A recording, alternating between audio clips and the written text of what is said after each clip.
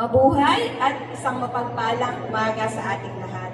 Kay Ginoong Ivan Agote, OIC Assistant Regional Director ng Department of Tourism NCR, kay ginagalang Konsehal DJ Calalay, tagapangulo ng Komite ng Turismo, Ugnayang Pangkultura at Pamana ng Sangguniang Panlungsod, sa ating espesyal na panauhin, Pinipining CJ Oplaza, Miss Grand International 2024, sa buong pamunuan ng QCTAA sa pamumuno ni Ma'am Margie De Castro at Sir Allen Agulto, sa mga kaibigan natin sa media at mga kapwa mamamayan ng Lungsod Quezon, tanggapin nyo ang aming mainit na pasasalamat dahil sa inyong presensya at aktibong pakikibahagi sa napakabuluhang layunin ito.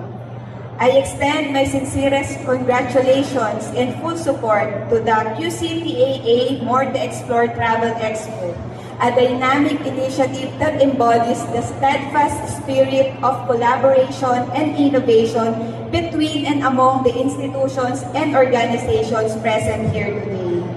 The tedious work and synergic effort in bringing together local travel agencies and services, hospitality partners, and tourism stakeholders under one roof truly creates limitless opportunities for both the industry and the traveling public.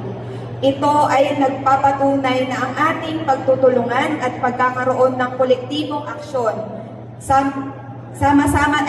dahil dito ay sama-sama tayong nakakausad at naibabangon ang industriyang minsan nang pinanid ng pagsubok. Sa pamamagitan ng mga inisyatibong ito, ating napagtitibay ang mahalagang ambag ng turismo sa paglago ng ekonomiya, sa paglikha ng mga trabaho, sa pagpepreserba ng makulay na kultura ng Pilipinas, at sa pagpapabuti ng buhay ng ating mga kababayan sa pangkalahatan. I commend the QCTAA for its unparalleled dedication to supporting tourism enterprises, advocating for responsible tourism, and working closely with the city government to align with our vision of a vibrant, safe, inclusive, and sustainable tourism ecosystem. Through initiatives like this expo, and intentionally naming it after our city's tourism branding, which we are deeply honored.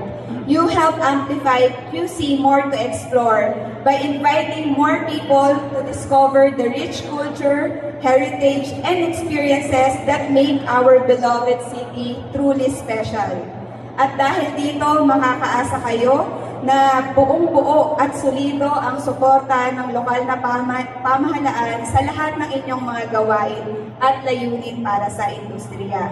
In the end, I hope that this event open new doors of partnerships, help achieve many travel goals, and remind us all of the beauty and wonders of our country.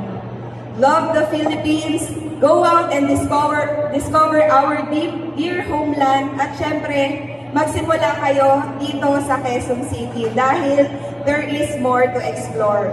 Muli, magkita-kita po tayo August 16 to 17 dito sa QC Maise Center para sa ating QCTAA More to Explore Travel Expo. Mabuhay ang turismo ng bansa, mabuhay ang Lungsod Quezon. Maraming salamat.